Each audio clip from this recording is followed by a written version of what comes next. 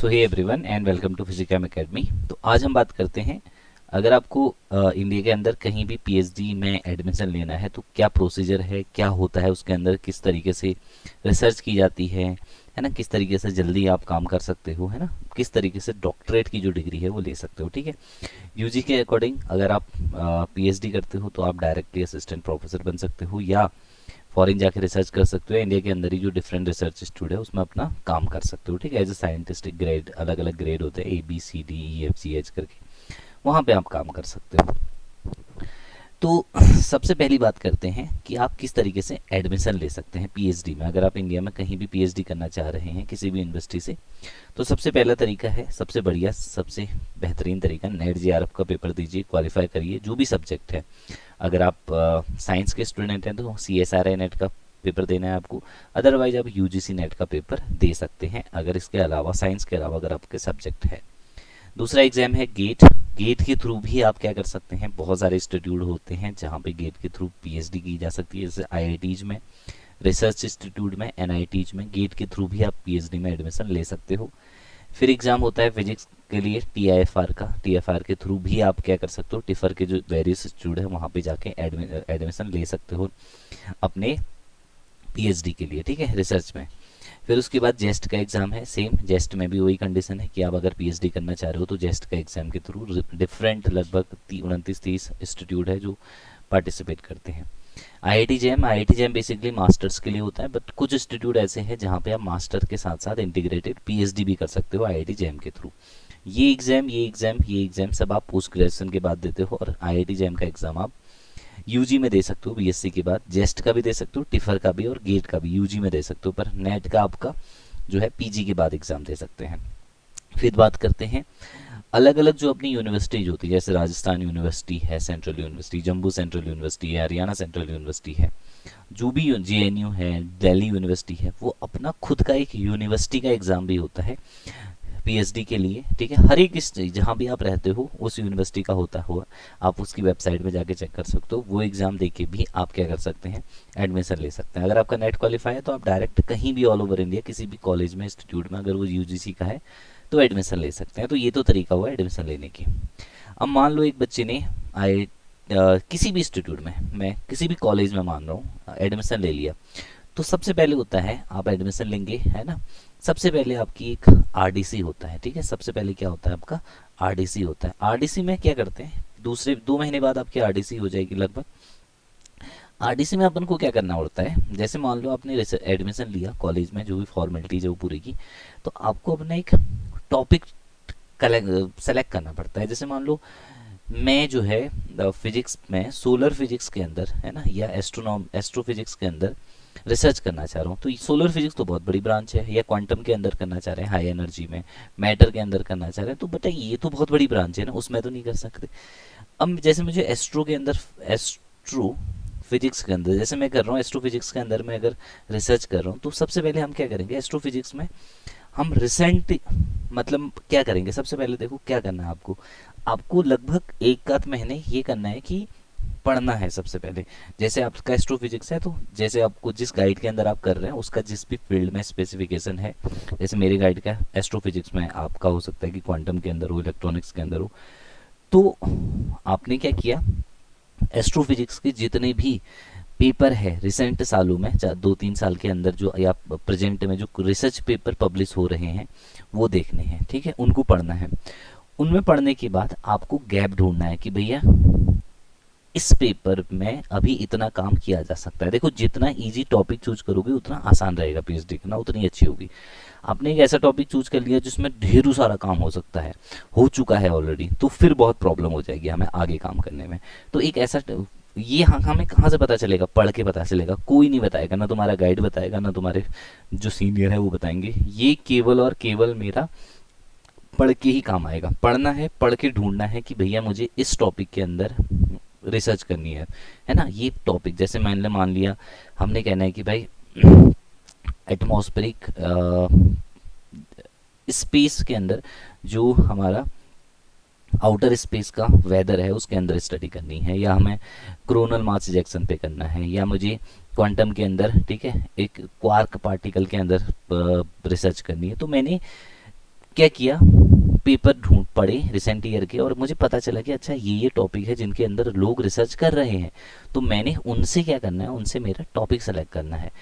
तो जैसे आपने टॉपिक सेलेक्ट किया, आप रिसर्च उसमें कहीं भी कर सकते हैं। जैसे मैंने एस्ट्रोफिजिक्स है तो मैं एस्ट्रोफिजिक्स में किसी भी फील्ड में रिसर्च करके पेपर पब्लिश कर सकता हूँ, कोई दिक्कत नहीं है। पर जब आपका फाइनली सबमिशन होगा तो आपको जो भी टॉपिक सेलेक्ट किया है उससे रिलेटेड कुछ पेपर दिखाने पड़ेंगे ना, वो इसलिए बता रहा हूँ यहाँ पे, ठीक है।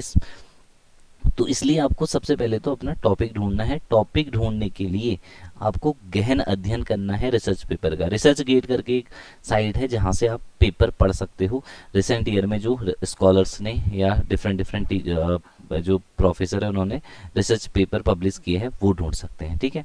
तो पहला स्टेप पूरा हो गया, हमने टॉपिक सेलेक्ट कर लिया। मैंने टॉपिक सेलेक्ट करने के बाद उसमें एक ब्रीफ आपको आरडीसी तैयार करनी पड़ती है, ठीक है। उसमें क्या होता है, आरडीसी प्रेजेंटेशन होता है हमारा बेसिकली, है ना, उसका प्रेजेंटेशन भी होता है। फिर जो कमेटी होती है वो अप्रूवल देती है कि हाँ ठीक है ये टॉपिक बढ़िया है। अगर उनको कुछ डाउट लगेगा तो उसमें जो है करेक्शन करके आपको आपका जो टॉपिक है वो अप्रूव कर दिया जाएगा। फिर आप उसी टॉपिक के अंदर रिसर्च करेंगे। तो आरडीसी के लिए आपको क्या करना पड़ेगा, 15-20-25 का पेजेस का एक फाइल तैयार करनी पड़ेगी, आरडीसी फाइल, जिसमें आप देखेंगे कि भैया जो आप कर रहे हो उसमें क्या काम हो चुका है, क्या फ्यूचर एस्पेक्ट है, जहाँ जो काम आप करोगे किस तरीके से तुम्हारे जो थीसिस है वो बनेगी, उसमें किस तरीके से चैप्टर बनेंगे, वो सब कुछ आप लिखोगे अपने आरडीसी के अंदर। और जैसा तुम आरडीसी में लिखोगे वैसे ही आपको अपने थीसिस के अंदर भी लिखना पड़ेगा। रिसर्च पेपर जब आप पब्लिश करोगे उसी हिसाब से करने पड़ेंगे। थीसिस आरडीसी के अकॉर्डिंग बनेगी। जैसी तुम्हारी आरडीसी अप्रूव हुई है, जितने उसमें चैप्टर है, जैसे तुमने कहा कि मैंने 4 चैप्टर बनाऊंगा मैं अपनी थीसिस में, तो आपकी थीसिस में 4 चैप्टर होने चाहिए। आपने लिखा कि पहले चैप्टर में इंट्रोडक्शन दूंगा, दूसरे में मैं ये दिखाऊंगा, तीसरे में ये, चौथे में कंक्लूजन दूंगा। तो बच्चे वही तुम कहाँ भी दिखाओगे, वही तुम सेम दिखाओगे कहाँ, अपनी थीसिस के अंदर, ठीक है। तो ये भूलना मत, क्योंकि 4-5 साल का गैप होगा तुम्हारे बीच में तो गड़बड़ हो जाएगी, है ना। तो इसलिए आरडीसी की बहुत ध्यान ध्यान ध्यान से करनी है, बहुत मेहनत से। लोगों ने जैसे आरडीसी लिखी है, अच्छे लोगों ने, अच्छे रिसर्च स्कॉलर ने, उनको पढ़ना है, आइडिया लेना है, फिर जाके अपनी आरडीसी तैयार करनी है। आरडीसी सबमिशन होगा, आरडीसी सबमिशन होने के बाद आपका जो टॉपिक है वो आपको अप्रूव कर दिया जाएगा। फिर आपका कोर्स वर्क होगा 6 मंथ का, बेसिकली जहाँ तक है मैक्सिमम 6 मंथ का ही होता है। तो 6 मंथ का आपका एक क्या होगा, कोर्स वर्क होगा, ओके। तो इस 6 मंथ के कोर्स वर्क में आपको सिखाया जाएगा, रिसर्च मैथोलॉजी होती है बेसिकली।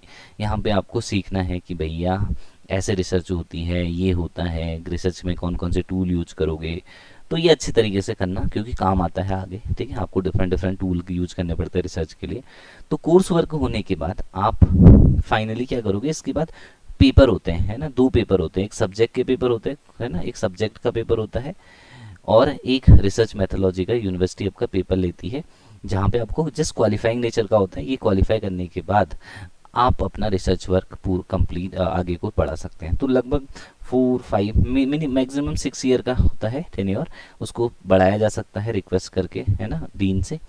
6 ईयर के अंदर आपको अपनी पीएचडी कंप्लीट करनी है। जिस दिन आपका रजिस्ट्रेशन हुआ है, यानी कि आरडीसी जिस दिन हुई है, उससे लेके 6 साल के अंदर आपका पूरा काम जो है रिसर्च हो जाना चाहिए, ठीक है। तो आपने क्या किया, आपने आरडीसी सबमिट कर दी, आपका कोर्स वर्क हो गया, आपके पेपर हो गए। अब आपका रिसर्च पेपर, आपको इंडिया के अंदर कंडीशन है कि आपको 2 रिसर्च पेपर पब्लिश करने होते हैं आपकी थीसिस के लिए। 2 पेपर कम से कम आपके पब्लिश होने चाहिए इंटरनेशनल या नेशनल जर्नल के अंदर, यूजीसी अप्रूव्ड जर्नल के अंदर। फर्जी जर्नल बहुत होते हैं, उनमें नहीं, यूजीसी अप्रूव्ड जर्नल के अंदर आपके 2 पेपर यहाँ पे पब्लिश होने चाहिए। समझ में आ रही बात। तो यूजीसी अप्रूव 2 अगर आपके पेपर है ना, 2 अगर आपके यूजीसी अप्रूव पेपर है, तो इसका मतलब आप क्या कर सकते हो, अपनी थीसिस पे काम शुरू कर सकते हो, थीसिस लिखना स्टार्ट कर सकते हो। जैसे ही आपका ये काम हो गया तो अब आपको क्या करना है, आपको अपनी थीसिस के ऊपर वर्क कर देना है, थीसिस के ऊपर काम करना शुरू कर देना है। पेपर पब्लिश होने के बाद 4-5-6 जितना करो, अब आपको क्या करना है, थीसिस लिखनी है। थीसिस लिखने के लिए आपको आरडीसी में जो अपने पेपर है आपका, जैसे आपने बनाई थी, उसी का हेल्प लेना है कि पहले चैप्टर में आप ये डालोगे, है ना। उसमें कुछ फॉर्मेलिटीज होती है, वो आपको समझ में आ जाएगी कि पहला चैप्टर क्या होता है, दूसरा सर्टिफिकेट वगैरह लगते हैं, रिसर्च पेपर, हाँ, जब आप रिसर्च करोगे तो उस ड्यूरेशन में आप मैक्सिमम कोशिश करना कि कॉन्फ्रेंसेस अटेंड करो, वहाँ पे अपने पेपर प्रेजेंट करो। वो काउंट होता है फाइनली, ठीक है, वो काउंट होता है लास्ट में। एटलीस्ट आपकी 2 कॉन्फ्रेंस होनी चाहिए जहाँ पे आपने पेपर पब्लिश किया हुआ है, पेपर रिप्रेजेंट किया हुआ है ना। तो अब आप थीसिस लिखेंगे, तो थीसिस लिखने के बाद आपकी थीसिस कंप्लीट होगी, आपका गाइड उसे पढ़ेगा, गाइड अप्रूव करेगा। सबसे पहले थीसिस आपको बहुत अच्छे से पढ़नी है, बार बार रिजेक्ट होती है, बहुत बार लिखनी पड़ती है। थीसिस गाइड पढ़ने के बाद अप्रूवल देगा, तो फिर आपको 5 उसकी कॉपियाँ जमा करनी पड़ेगी, ठीक है। यूनिवर्सिटी में 2 कॉपियाँ होंगी, फिर एक आप अपने पास रखोगे, एक गाइड को दोगे, इस तरीके से। अब ये कॉपियाँ, ये थीसिस जो आपने लिखी है ना, ये थीसिस क्या होगी, ये बेसिकली आपका प्री कोर्स वर्क होगा, यानी कि प्री वाइवा होगा, जिसमें प्री थीसिस सबमिशन होता है, जहाँ पे आपका थीसिस प्रेजेंटेशन होगा। जो कमेटी वहाँ पे बैठेगी वो अप्रूवल देगी, अप्रूवल अगर नहीं देगी तो आपका रिजेक्ट होगा, और फिर आपको दोबारा से जो करेक्शन है वो करके जमा, फिर आपका दोबारा से वही होगा प्री वाइवा, फिर आपका अप्रूव हो जाएगा। फाइनली अप्रूव होने के बाद आपकी थीसिस सबमिट हो जाएगी। थीसिस सबमिट होने के बाद अब आप क्या करेंगे, आरटीसी डिपार्टमेंट जो होता है वहाँ पे थीसिस सबमिट होगी, फिर वो आपकी गाइड 4-5 जो है ऑब्जर्वर के नाम देंगे, है ना। यूनिवर्सिटी का जो हमारा मेन वहाँ पे जो इस चीज़ को कराता है, ठीक है, आप आई थिंक जो एचओडी होता है यूनिवर्सिटी के अंदर, या जो कन्वीनर होता है, वो क्या करेगा, वो भी 5 नाम देगा। डीन उसमें से 2 नाम सेलेक्ट करके आगे भेजेगा, और एक के पास आपकी थीसिस जाएगी, जिसको वो पढ़ के अप्रूवल देगा। अप्रूवल देने के बाद आपकी एक डेट फिक्स होगी जहाँ पे आपका मेन वाइवा होगा। मेन वाइवा होने के बाद उसी दिन आपको अपना सर्टिफिकेट मिल जाएगा, ठीक है, सर्टिफिकेट मिल जाएगा कि आपने अपनी थीसिस जमा कर दी है, और उसी दिन से आपके नाम के आगे डॉक्टर लग जाएगा। तो इस तरीके से आपकी पीएचडी पूरी हो जाएगी, फिर दीक्षांत समारोह में आपको अपनी डिग्री वगैरह मिल जाएगी। तो मेन चीज़ क्या है, मेन पॉइंट है बेटा अपना आरडीसी का काम और अपना टॉपिक अच्छे से सेलेक्ट करना। बाकी आप मेहनत करते रहिए। God bless you. कोई भी दिक्कत हो नीचे कमेंट सेक्शन में बता देना, मैं जहाँ तक हो आपकी हेल्प करने के लिए अवेलेबल रहूँगा।